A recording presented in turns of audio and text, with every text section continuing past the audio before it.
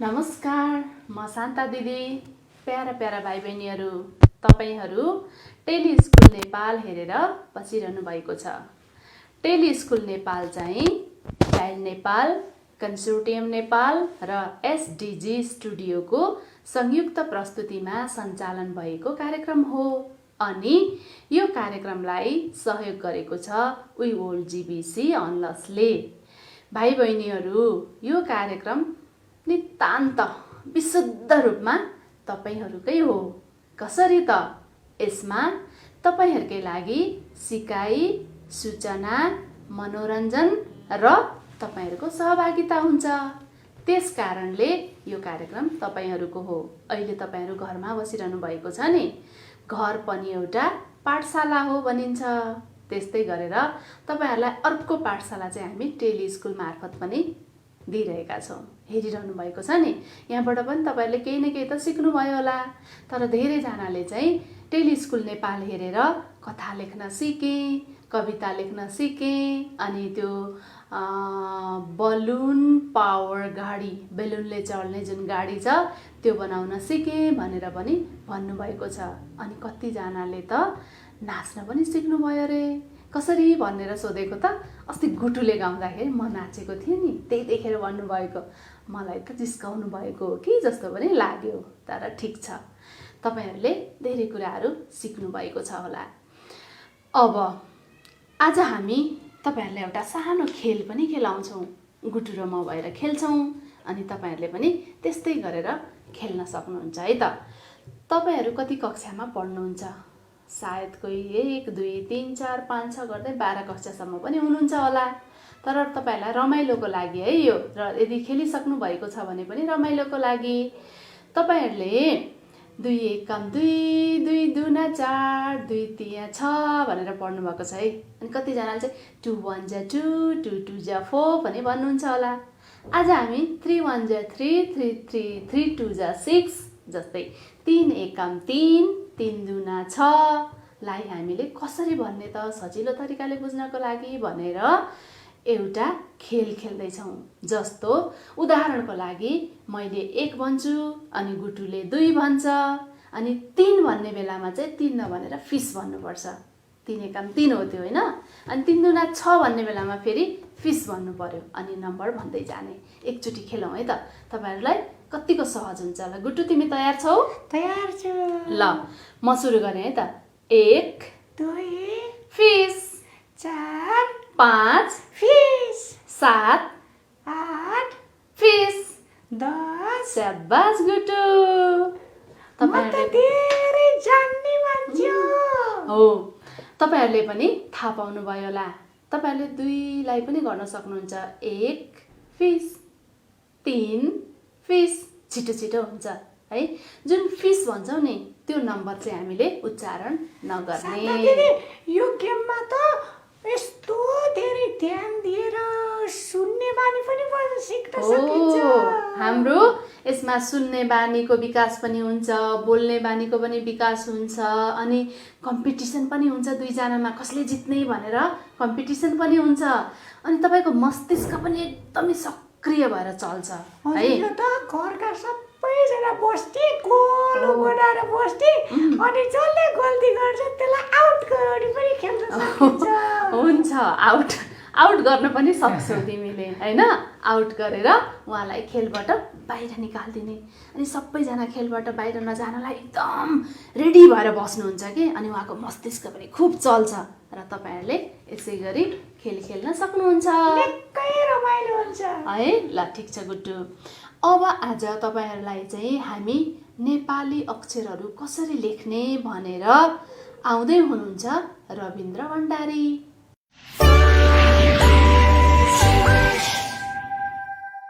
नमस्कार भाइ बहिनीहरू, आज हामी टेली स्कुलको यस रमाइलो कक्षामा उपस्थित भएका छौँ। तपाईहरू पनि आफ्नो कापी, कलम, पेन्सिल, स्केल जस्ता लेख्ने सामग्रीहरू लिएर तयार हुनुभयो होला र हुनुहोस् है। म पनि यहाँ भाइ बहिनीहरूको लागि नेपाली अक्षर राम्रा बनाउने सजिलो तरिका लिएर उपस्थित भएको छु। आज भाइ बहिनी हो, यो नेपाली अक्षर कसरी राम्रा लेख्ने यो विषयमा सबैलाई खुल्दुलीको विषय नै भइरहेको छ। वास्तवमा नेपाली अक्षर लेख्नलाई केही सजिला तरिकाहरू छन्। यी तरिकाहरू बताउनुभन्दा पहिले म आज भाइ बहिनीहरूसँग के विषयमा कुरा गर्छु त भन्ने बारेमा चर्चा गर्नेछु। त्यसपछि म भाइ बहिनीहरूसँग नेपाली अक्षर लेख्ने सजिलो तरिका सिकाउनेछु। सबभन्दा पहिले त भाइ बहिनी हामीले नेपाली अक्षर अथवा कुनै पनि अक्षर लेख्नको लागि पहिला त हाम्रो बस्ने ठाउँ राम्रो हुनुपर्छ, होइन त? बस्ने ठाउँ हाम्रो राम्रो छैन भने हाम्रो लेखाइ राम्रो हुँदैन। अब कोही सुतेर लेख्छौँ हामी, कोही सोफामा बसेर लेख्छौँ र यस्तो भइसकेपछि हाम्रो चाहिँ लेखाइ राम्रो नहुन सक्छ। त्यसैले गर्दा हामीले हाम्रो लेखाइलाई के गर्नुपर्छ त भाइ बहिनी हो, लेखाइलाई राम्रो बनाउनका लागि केही तरिकाहरू छन्। एउटा बस्नेको बारेमा कुरा गरेँ मैले। अर्को भाइ बहिनी हो, म कलम समाउनेको विषयमा नि कुरा गर्छु। हामी भाइ बहिनीहरू कलम समाउँछौँ, तर कलम समाउन सबैले विभिन्न तरिकाले समाउँछौँ हामी कलम। तर वास्तवमा कलम कसरी समाउने त? एउटा कुरा हेर्नुहोस् त, यहाँनिर यतातिर हेर्नुहोस् त, यो माझी औँला, चोर औँला अनि यो बुढी औँला, यो तीनवटा औँलालाई यसरी राखेपछि कलम समाउने। अब यसरी धेरै तल पनि समाउने होइन अनि माथि पनि समाउने होइन, हामीले त ठिक्क बिचमा पारेर समाउने। अनि यसले चाहिँ तलमाथि सार्न पनि सजिलो हुँदो रहेछ। त्यसैले भाइ बहिनी हो, यो कलम समाउने कुराले पनि हाम्रो लेखाइलाई प्रभाव पार्छ। यसरी नै भाइ बहिनी हो, अब कलम समाउने कुरापछि हामीले कसरी लेख्ने भन्ने विषयमा छलफल गर्दाखेरि भाइ बहिनी हो, हाम्रो चाहिँ लेख्ने कुराहरूमा निकै कुराहरूमा ध्यान दिनुपर्छ। कलम समाउने मात्रै होइन, अब हामीले कसरी लेख्नु सजिलो, नेपाली अक्षर राम्रा बनाउने सजिलो चाहिँ तरिका के होला त? तपाईँ भन्नुहोस् त। धेरै छन्, तपाईँ भन्नुहोस् त। पहिला त अक्षर राम्रा लेख्नुपर्छ भन्नुभयो उहाँ भाइले, ठिक भन्नुभयो। अनि हो, अक्षर राम्रा लेख्नुपर्छ भन्नुभयो, हो, तर कुन अक्षर कसरी राम्रा लेख्नुपर्ने होला भन्ने कुरा पनि त छ नि, होइन? तपाईँ भन्नुहोस् त। हो नि, हो कि हो? तपाईँले ठिक भन्नुभयो। अब तपाईँले उठाउनु भएको कुरो ठिक छ, त्यो चाहिँ एकदमै राम्रो कुरा हो। त तपाईँले भनेको कुरालाई म लेख्दैछु है त, हेर्नुहोस् है ल। हो, उहाँ भाइले भन्नुभयो अदेखि ज्ञसम्मका अक्षरहरू राम्रो लेख्नुपर्छ सर भनेर भाइले भन्नुभयो। यो कुरा तपाईँहरू सबैलाई ठिक लागेको छ नि, हो कि हो? वास्तवमा हामीले अदेखि ज्ञसम्मका अक्षरहरू राम्रो लेख्नुपर्छ। कसरी लेख्ने होला त यो कुरालाई अब हामीले अलि छलफल गरौँ है एकछिन है ल। अब यो अक्षर लेख्दाखेरि सबभन्दा राम्रो लेख्नका लागि हामीले पहिला लेख्नै नजानेका लागि लेख्न सिकाउने दाजु दिदीहरूले भाइ बहिनीहरूलाई सिकाउँदा पनि हामीले यो कुरामा ध्यान दिनुपर्छ। शिक्षक शिक्षिकाहरूले पनि ध्यान दिनुपर्छ र हामी लेख्न जानिसकेका साथीहरूले पनि ध्यान दिनुपर्छ यस कुरामा। र हामी चाहिँ यसरी लेख्न सक्छौँ। पहिला चाहिँ हामीहरूले अक्षर लेख्न सुरु गर्नुभन्दा पहिले कुनै पनि पहिलो तरिका, सुरुका तरिकाहरूमा धर्काहरू तान्न सिक्नुपर्छ। जस्तै उदाहरणको लागि यहाँ म केही धर्काहरू तान्छु। ठाडा धर्काहरू यसरी तान्नुपर्छ। त्यस्तै गरी तेर्सा धर्काहरू यसरी तान्न सिक्नुपर्छ। त्यसै गरी घुमाउने यस्तो खालको उल्टो सी, यस्तो उल्टो सी लेख्ने, डी लेख्ने, यस्तो खालको डीको आधा रूप जस्तो लेख्ने। त्यस्तै गरी दायाँ मोड्ने, बायाँ मोड्ने, यसरी केही कुराहरू हामीहरूले लेख्नुपर्छ।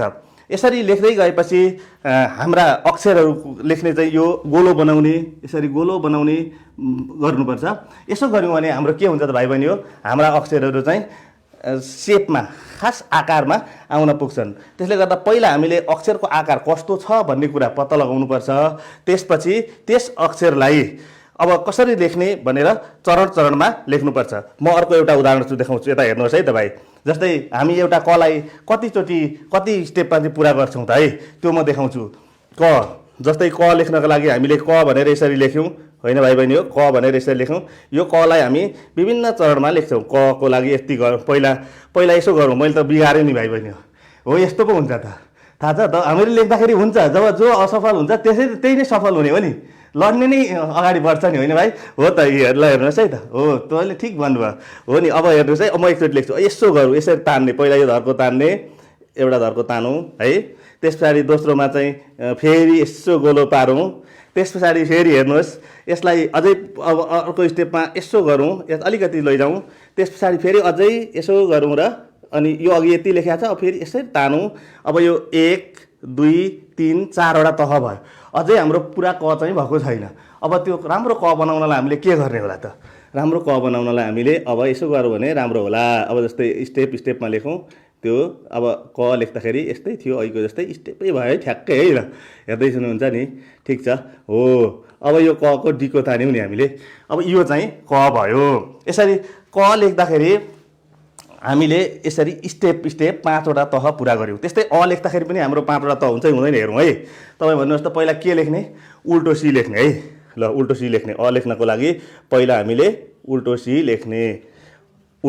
लेखौँ है उल्टो सी भयो अब त्यस पछाडि दोस्रोमा उल्टो सी फेरि पनि उल्टै सी अनि फेरि त्यस पछाडि थपौँ हामी के थपौँ अब फेरि उल्टो सी भयो फेरि पनि उल्टो सी फेरि यो यु जस्तो लेखौँ होइन यु जस्तो लेखौँ यसरी यहीँबाट यु जस्तो लेखौँ यसरी त्यस पछाडि अब एक तह दोस्रो तह तेस्रो तहमा फेरि यसो गरौँ यस्तो गरौँ अनि फेरि अब यस्तो त भइराखेको छ अब यसलाई फेरि यहाँ धर्को तानौँ अनि अब अन्तिममा चाहिँ हामी यसलाई पुरा गरौँ है अ लेखौँ हामी कसरी अ लेख्दा रहेछौँ त यसरी अ यसरी भयो अब यो हाम्रो पुरा राम्रो अ भयो होइन त भाइ बहिनी हो तपाईँहरूले पनि लेख्दै हुनुहुन्छ नि होइन राम्रोसँग लेख्नुहोस् है कापी कलम लिएर बस्नु भएको छ ठिक छ प्र्याक्टिस गर्दै जाँदाखेरि राम्रो हुँदै जान्छ अब म यसै गरी यो पहिला हामीले अदेखि ज्ञसम्मका यसरी राम्रोसँगले लेख्नुपर्छ भाइ बहिनी हो अब मैले त के कुराहरू मात्रै थोरै सिकाउन भ्याउँछु यहाँ लामो समयमा धेरै भ्याउन सक्दिनँ अब जस्तै भाइ बहिनीहरूलाई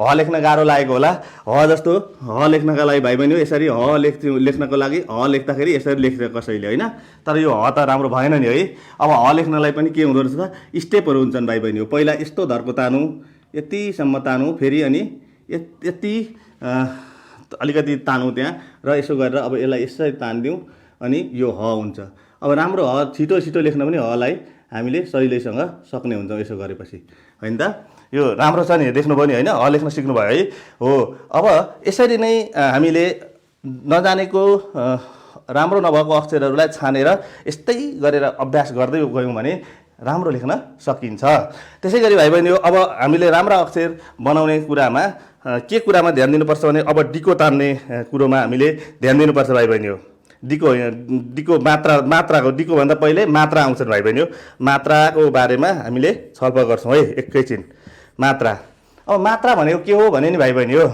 हाम्रो नेपाली भाषामा स्वर वर्ण र व्यञ्जन वर्णहरू छन् व्यञ्जन वर्ण र स्वर वर्णले आफ्ना आफ्ना ठाउँमा काम पनि गर्छन् तर व्यञ्जन वर्ण सँगैसँगै के गर्छन् भने स्वर वर्णले चिन्हको रूप लिएर आउँछन् त्यसरी चिन्हको रूप लिएर आउनेलाई हामीले के गर्छौँ त भाइ बहिनी हो चिन्हको रूप लिएर आउनेलाई के गर्छौँ हामी अब तिनीहरूलाई नै मात्रा भन्छौँ अब यस्ता मात्राहरू हाम्रा आकार यस्तो आकार आकार ह्रस्व इकार दीर्घ इकार यतैबाट लेख्नुपर्छ है भाइ बहिनी ह्रस्व उकार दीर्घ उकार यस्ता धेरै छन् यी मात्राहरूको बारेमा मैले त यसो अलिकति भाइ बहिनीहरूलाई यसो सम्झाइदिएको मात्रै है यो त भाइ बहिनीहरूले नै थाहा पाउनुहुन्छ पर विसर्गसम्म पो छन् त यस्ता मात्राहरू त थुप्रै छन् नि हो अब यो विसर्गसम्म मात्राहरू छन् है भाइ बहिनी मैले बिचमा लेखाएको छु नि तपाईँ भन्नुहोस् त यस पछाडि के आउँछ मात्रा अब तपाईँ भन्नु होला तपाईँले भन्नुभयो हो र आकार ह्रस्व इकार दीर्घ इकार ह्रस्व उकार दीर्घ उकार अब यस पछाडि के आउँछ होला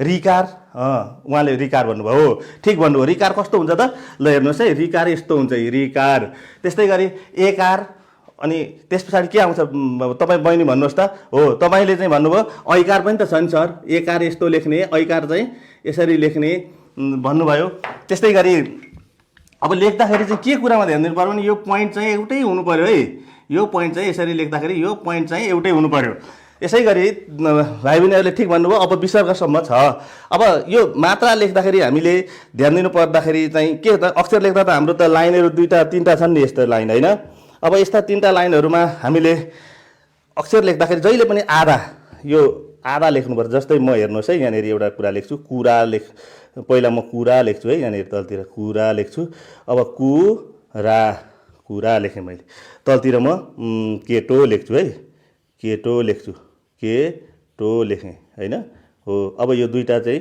जोडिएन है भाइ बहिनीहरू अब हामीले यहाँ कुरा र केटो लेख्यौँ यहाँनिर लेख्दाखेरि यसमा चाहिँ मात्राहरू जोडेर लेखेनौँ त यहाँ चाहिँ मात्राहरू जोडिएर खप्टेको छ नि अब यस्तो कुरालाई हामीले हटाउनको लागि के गर्नुपर्छ भने भाइ बहिनी हाम्रो कापी छ नि यस्तो कापीको लाइन हुन्छ नि यो लाइनमा के ध्यान दिनुपर्छ भने नि भाइ बहिनी हामीले यो लाइनमा चाहिँ पहिला यसलाई आधा जति मान्नुपर्छ क्या यस्तो आधा जति मान्ने अनि त्यसभन्दा आधाभन्दा तल नझरिकन नेपाली अक्षर लेख्नुपर्छ।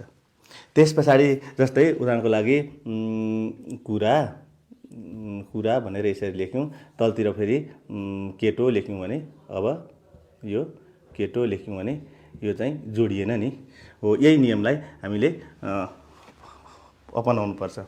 अब यसो गऱ्यौँ भने हाम्रा मात्रा जोडिँदैनन् र राम्रो हुन्छ। अब मात्रा लेख्ने अर्को पनि तरिका छ, त्यो चाहिँ के हो भने यो जस्तै हामीले क छ नि भाइ बहिनी, यो कलाई हामीले 2 मानौँ होइन, यो कलाई 2 मानौँ अनि माथिको के को मात्रा छ नि यो यसको के को मात्रा छ नि यसलाई चाहिँ हामीले के मानौँ भने 1 मानौँ। त्यस्तै गरी कु लेख्यौँ हामी अनि यो कुको तलको ह्रस्व उकार छ नि यो जुन मैले लेखेँ कुको यो ह्रस्व उकारलाई चाहिँ हामीले 1/2 यो मानौँ। अनि यसरी लेख्दाखेरि यसको मतलब चाहिँ के हो भने नि भाइ बहिनी हो, हामीले ठुला अक्षरहरूलाई अ आ खलाई 2 गुणा ठुलो लेख्ने, माथिका मात्राहरूलाई त्यो पुरा 1 गुणा सानो बनाउने, आधाको बराबर लेख्ने। जस्तै यहाँ मैले लेखेँ नि यो आधा लेख्ने, यसको आधा लेख्ने हो। त्यस्तै गरी यसको पनि अनि यसको पनि आधा चाहिँ यो ह्रस्व उकार यसरी नै लेख्ने। यसरी तलका मात्राहरू माथिका मात्राहरूलाई मिलाएर लेख्न सक्यौँ भने अनि मात्राहरू राम्रा हुन्छन्। अब मात्रा लेख्ने कुरामा अर्को कुरा पनि छ, एउटा तेस्रो कुरा चाहिँ मात्रा लेख्ने कुरामा भाइ बहिनी त्यो म अलिकति लेख्छु, यहाँ एकछिन हेर्नुहोस् है, मेटौँ अनि म तपाईँहरूलाई यही कुरा गरिरहेको छु, म मात्राकै कुरा गरिरहेको छु है भाइ बहिनी। अब मात्रा लेख्दाखेरि जस्तै हामीले लेख्छौँ नि, जस्तै खेत लेख्यौँ भने खेत, यसरी जहाँ दिनुपर्ने खोला लेख्यौँ भने खोला, हामीले यसरी मात्रा मिलाएर लेख्नुपर्छ। अब मौका लेख्यौँ भने मौका होइन भाइ बहिनी हो, यसरी हामीले जहाँ चाहिँ हामीहरूले दिनुपर्ने हो त्यही चाहिँ लेख्नुपर्छ के। यसरी नै हामीले संसार लेख्दाखेरि चन्द्रबिन्दु कहाँ राख्ने भन्ने कुरा आउँछ। संसार राख्दा यो चन्द्रबिन्दु होइन है, यो मैले चन्द्रबिन्दु भने हो त भाइ, यो चन्द्रबिन्दु यो चाहिँ पक्कै चन्द्रबिन्दु होइन है, यसको नाम अलिकति छ, यसको नाम हो के हो अनुसार। चन्द्रबिन्दु चाहिँ अर्को हुन्छ, जस्तै आँप लेख्नु हो भने आँप चन्द्रबिन्दु भनेर यो आँप चाहिँ चन्द्रबिन्दु भयो। चन्द्रबिन्दु दिने पनि अब कहाँ दिने भन्ने कुरा छ नि, यो आकारमा दिनु पर्यो। त्यस्तै सँग लेख्दा कहाँ दिनु पर्यो चन्द्रबिन्दु, सको माथि सँग भनेर होइन। यसरी हामीहरूले यो मात्राहरू ठिक ठाउँमा दिउँ भने राम्रो हुन्छ। यस्तै अब हलन्त अजन्त, नेपाली भाषा हलन्त र अजन्तको पनि छ। हलन्त भनेको अन्तिममा खुट्टो काट्ने यस्तो खालको पढ अनि पढ्छस् यसरी खुट्टो काट्ने भयो होइन, पढ्छस्। अब यस्तो यो हलन्त भनेको यो पनि ठिक्क तरिकाले नछोइकन टक्क तल दिनुपर्छ, यो पनि नछोइकन यसरी दिनुपर्छ। अब अर्को चाहिँ यस्तै कुरामा चाहिँ कुरा आउँछ, यो द र ढ लेख्ने कुरामा पनि छ। अब ढ लेख्यौँ हामीले, अब यसैलाई द बनाइदिन्छु म, हेर्नुहोस् है कसरी बन्दो रहेछ। यसलाई तानिदिनुहोस् यतातिर, द भइहाल्छ। एउटा साथी थियो, उसले चाहिँ यस्तो गरिरहेको थियो, द लेख्दाखेरि यस्तो तान्थ्यो क्या सधैँ, अनि त्यो गर्दाखेरि कस्तो हुन्थ्यो। त्यसले गर्दाखेरि त्यो साथीलाई चाहिँ मैले फेरि अर्कोचोटि सिकाइदिएको थिएँ, अनि यसरी यसो गर्ने, अनि उतै तान न भइहाल्यो भनेको थिएँ। अनि यसरी टक्क तानेपछि त्यसले राम्रो द लेख्न गरेछ, यसको घाँटीसहितको द लेखेछ है। यसरी नेपाली भाषामा यो मात्राहरूले अक्षर राम्रो र नराम्रो बनाउने कुरा गर्दो रहेछ। यस्तै गरी भाइ बहिनी अब अर्को कुरा चाहिँ के छ भने नि, हाम्रो यो मात्रापछि चाहिँ फेरि अब यो डिको तान्ने कुरा हुन्छ भाइ बहिनी। म त्यो डिको तान्नेको कुराहरू गर्छु है, अलिकति एकछिन हेर्नुहोस् है, म मेट्न दिनुहोस् मलाई है। अब मैले मेटेपछि यहाँ डिको तान्ने कुरो आउँछ। नेपाली अक्षर डिकोमा डिको राखेर लेखिन्छ। डिको भनेको चाहिँ के हो भने छाता हो। कस्तो छाता त भन्दाखेरि नेपाली अक्षरहरूलाई छोप्नका लागि प्रयोग गर्ने तेर्सो धर्सो चाहिँ डिको हो। अब यो डिको चाहिँ कस्तो हुन्छ, यो 3 ठाउँमा ध्यान दिनुपर्छ। जस्तै म लेख्छु यहाँ हेर्नुहोस् है, नेपाली लेखेँ नि मैले, नेपाली भनेर लेखेँ है, नेपाली लेखेँ। अब नेपाली लेख्दाखेरि डिको कहाँबाट तान्ने भन्ने कुरा आउँछ नि। अब भाइ बहिनीहरूले यो कुरामा ध्यान दिनुपर्छ। ल भन्नुहोस् तपाईँ कहाँनिरबाट तान्नु होला, यो नको यो एकारको छेउबाट तान्ने हो कि छोपेरै तान्ने हो कि अलिक पर यहाँनिर मात्रै तान्दिने हो कि कता तान्ने होला त। अब यस विषयमा चाहिँ अलिकति हामी विचार गरौँ। मैले लेख्छु, तपाईँ भन्नुहोस् है त। जस्तै यो मैले लेखेँ, अब यो मैले अहिले लेखेँ, यसलाई तपाईँले हेर्नुहोस् है कुन चाहिँ ठिक हुन्छ, तपाईँ आफै भनिदिनु न। ल अब नेपाली, अब मैले यसरी लेखेँ अनि नेपाली भनेर लेख्ने। ल अब यो मध्येमा कुन चाहिँ ठिक हो त भन्ने कुरा आउँछ। अब भाइ बहिनी हामीले के थाहा पाउनुपर्छ, तपाईँ भन्नुहोस् त कुन चाहिँ ठिक, बिचको ठिक। तपाईँले भन्नुभयो झन्डै मिल्यो है। अब तपाईँले चाहिँ भन्नुहोस् त ठ्याक्कै कुन चाहिँ ठिक होला, सर पहिलेकै ठिक हो उहाँले पहिलेकै ठिक भन्नुभयो ठिक छ हो पहिलाको चाहिँ ठिक हो किनभने एउटा कुरो के याद राख्नुपर्छ भने प्रत्येक अक्षरलाई छोपिनुपर्छ यहाँनिर छोपेर लेखेको छ नि यसले छोप्नुपर्छ क्या यहाँ छोपेर सुरु गर्ने यहाँ अब नेपाली अक्षरमा डिको तान्दा दुई ठाउँमा सुरुमा र अन्तिममा शब्दको एउटा कुरा अनि अर्को कुरा बीचबीचमा पनि डिको तानेर उ गर्ने कुरा छ जस्तै प्रभाव लेख्नु पर्यो भने प्रभाव अब स्वाटै तान्यो भने त प्रमाव हुन्छ त्यसले गर्दा अब त्यस्तो गर्नु त भएन भाइ बहिनी अब यसमा प्रभाव भनेर हामीले यसरी लेख्नुपर्छ प्रभाव हैन त्यस्तै गरी प्रथम लेख्नु पर्यो भने प्रथम बीचमा डिको छोड्ने त्यस्तै गरी माध्यमिक लेख्नु पर्यो भने माध्यमिक अब यो माध्यमिक छोड्नु पर्यो नि डिको सुरुमा तान्ने भाइ लेख्नु पर्यो भने भाइ शब्द लेख्नु फेरि पुरै छुनु हुँदैन यसलाई त्यस्तै गरी झरना लेख्नु पर्यो भने अब यसमा पनि छुनु भएन यसरी आधा डिको तान्ने यस्तोमा सुरुमा पुरै नतान्ने पुरै नछोप्ने पनि अनि पुरै छोपेर लेख्ने पनि यस्ता कुराहरूमा हामीले ध्यान दिनुपर्छ भाइ बहिनी हो यो पनि तपाईँहरूले कुरो बुझ्नुभयो अब यस्तै गरी मात्रापछि हामीले के गर्न सक्छौँ भने नि भाइ बहिनी हो अब यो अक्षरहरूको ढल्काइले पनि हाम्रो अक्षरलाई राम्रो नराम्रो पार्ने गर्छ त्यसैले भाइ बहिनी हो म ढल्काइको बारेमा एकछिन कुरा गर्छु है त हामी विभिन्न किसिमले अक्षर लेख्छौँ तपाईँहरू देखाउनुहोस् त एकचोटि तपाईँहरू लेख्नु भएको हो तपाईँको राम्रो छ तपाईँको कस्तो राम्रो लेख्नु भयो तपाईँको तपाईँको पनि राम्रो छ तर तपाईँको अब तपाईँहरू तिनजना देखाउनु भएकोमा कसैको यता ढल्केका रहेछन् कसैको यता ढल्केका छन् कसैले चाहिँ भाइले सिधा लेख्नु भएको छ हो यही नै कुरा हो अब एउटा कुरा चाहिँ त्यो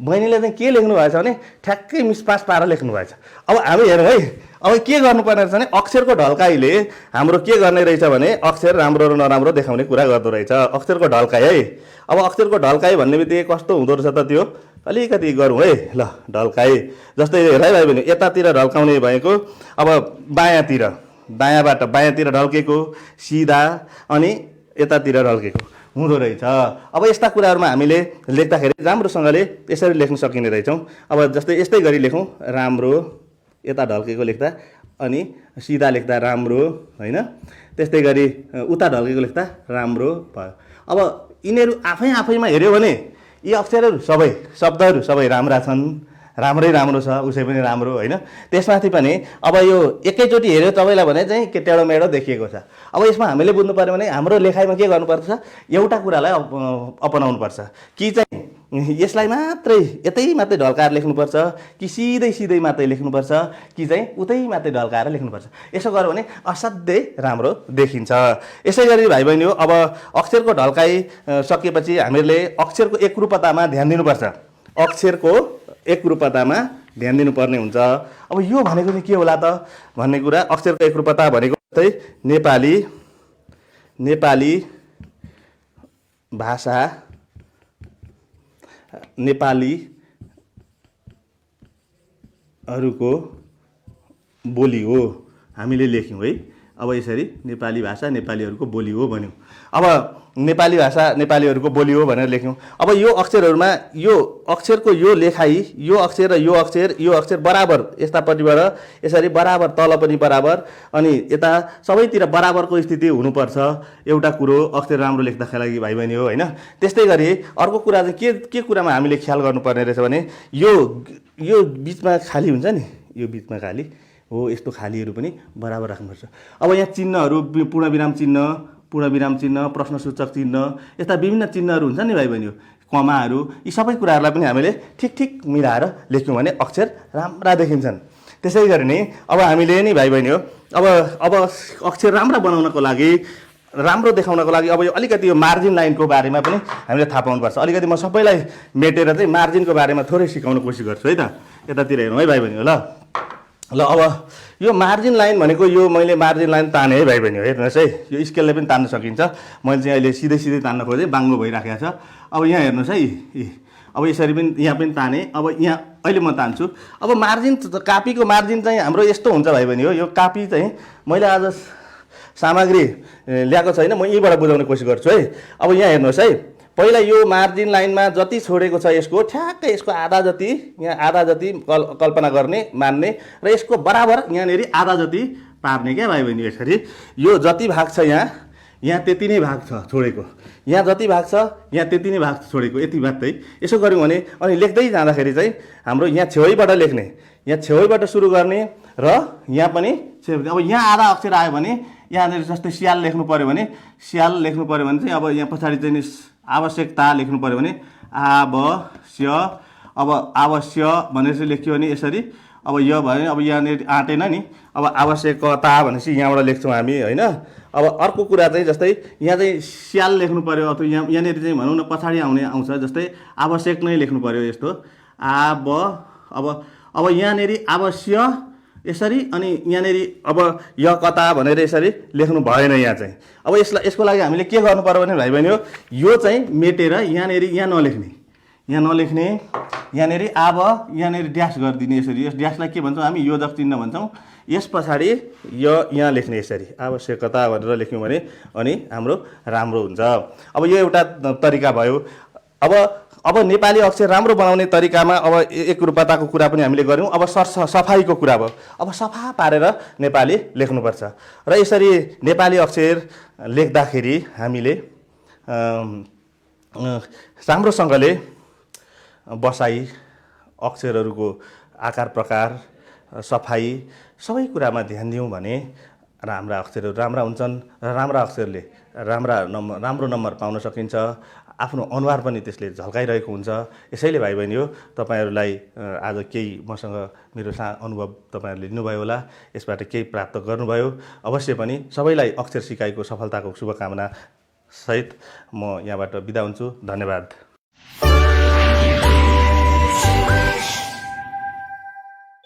भाइ बहिनीहरू, तपाईँहरूले रविन्द्र भण्डारीले बताएका कुराहरू हेर्नुभयो, थाहा पाउनुभयो, सुन्नु पनि भयो अनि जान्नु पनि भयो होला। तपाईँहरू त सधैँ लेखिरहनुहुन्छ नि, तर हामीले लेख्दा लेख्दै अक्षर पनि किन राम्रो बनाउनु पर्छ र जस्तो पनि लाग्छ सिक्दाखेरि होइन। तर अक्षर राम्रो हुनुपर्छ, सफा हुनुपर्छ, शुद्ध हुनुपर्छ।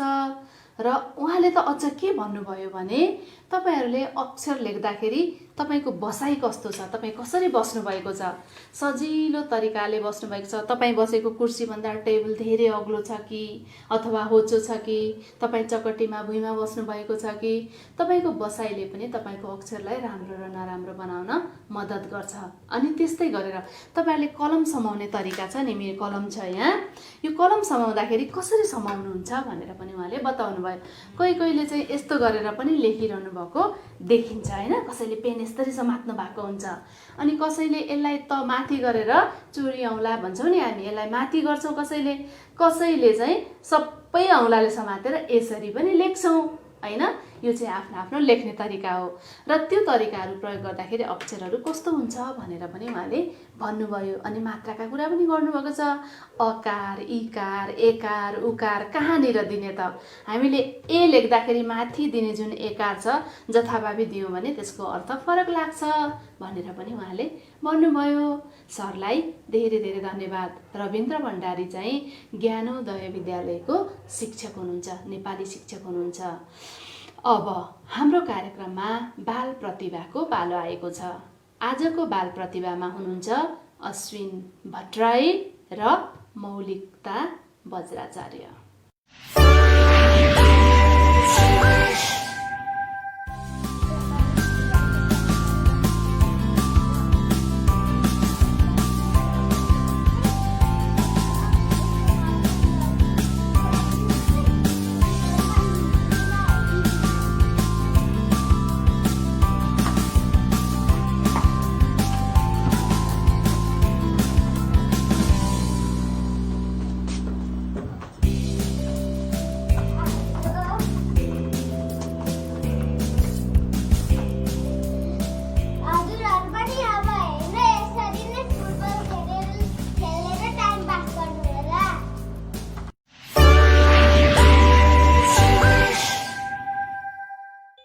नमस्ते, म मौलिकता बज्राचार्य।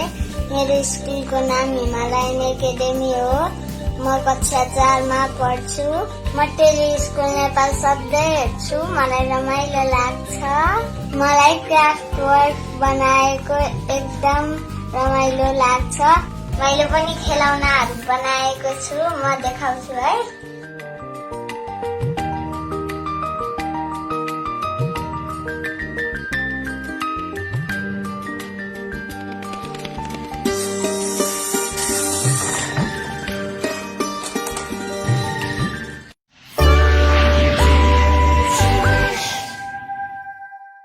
अश्विन भट्टराई घरमै हुनुहुन्छ।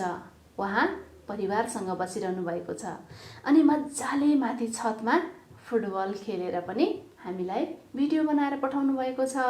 उहाँलाई गर्न चाहिँ धेरै कुरा मन लाग्छ रे, तर अझ धेरै मनपर्ने कुरा चाहिँ फुटबल खेल्न। तपाईहरूलाई पनि आफूलाई मनपर्ने कुरा गर्नुहोस् है। तर मनपर्ने कुरा गर्छु भनेर फेरि परिवारमा अप्ठ्यारो पर्ने कुरा चाहिँ गर्नु हुँदैन नि। मलाई टिभी हेर्न मनपर्छ भनेर दिनभरि टिभी हेरेर बस्नु चाहिँ फेरि हुँदैन। सिकाएका कुराहरू तपाईँहरूले जे पनि गर्न सक्नुहुन्छ। अझ अहिले त राम्रो कुरा के आएको छ भने कौशी, खेतीबारी, खेतीका कुराहरू हामीले धेरै सुन्न र हेर्न पनि पाएका छौँ। तपाईँहरूले त्यस्तो पनि गर्न सक्नुहुन्छ। तपाईँले बिरुवा फुल रोप्न सक्नुहुन्छ। तपाईँहरूले रोपेको फुल कत्रो भयो हामीलाई फोटो खिचेर पनि पठाउन सक्नुहुन्छ है त। त्यस्तै गरेर मौलिकता बज्राचार्यले चाहिँ हाम्रो कार्यक्रम अर्थात् टेली स्कुल नेपाल हेरेर उहाँले बेलुनबाट चल्ने गाडी बनाएर हामीलाई पठाउनु भएको थियो। उहाँहरूलाई हाम्रो कार्यक्रमको तर्फबाट र तपाईँहरूको तर्फबाट पनि धेरै धेरै धन्यवाद। उहाँहरूले अझै यस्ता राम्रा राम्रा कामहरू गर्दै जानुहोस्, हाम्रो शुभकामना पनि। अब हामी फेरि तपाईँहरूलाई बाल अधिकार महासन्धिको धाराका कुराहरू गर्न आइरहेका छौँ। हामीले अहिलेसम्म धेरै श्रृङ्खलाहरूमा धाराहरूको कुरा सुन्यौँ। धारा भनेको पानीको धारा चाहिँ होइन नि, फेरि बाल अधिकार महासन्धिका धारा, त्यसमा उल्लेखित बुँदाहरू, त्यसमा दिएका नम्बरहरूमा भएका कुराहरू हुन् र ती कुराहरूमा के छन् त भनेर आज धारा 8 को कुरा गर्न आउँदै हुनुहुन्छ साम्भवी सुवेदी।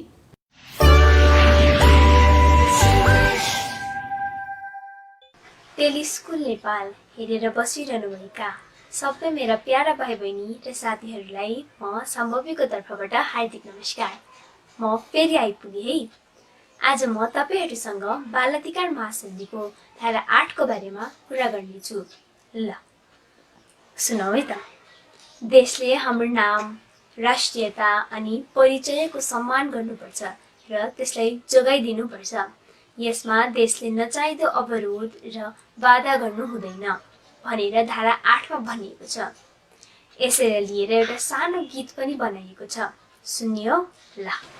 पहिचान संरक्षण देशकै हो काम, पहिचान संरक्षण देशकै हो काम, उल्टै छेकबार गर्नु नराम्रो हो जान, उल्टै छेकबार गर्नु नराम्रो हो जान भनेर धारा 8 मा भनिएको छ। आज मैले तपाईहरूसँग बाल अधिकार महासन्धिको धारा 8 मा के छ भनेर कुरा गरेँ। अब यसै गरी आउँदो कार्यक्रममा म अरू धारा लिएर आउनेछु। आजलाई हस्त धन्यवाद। घरमै रहनुहोस्, सुरक्षित रहनुहोस्। By by.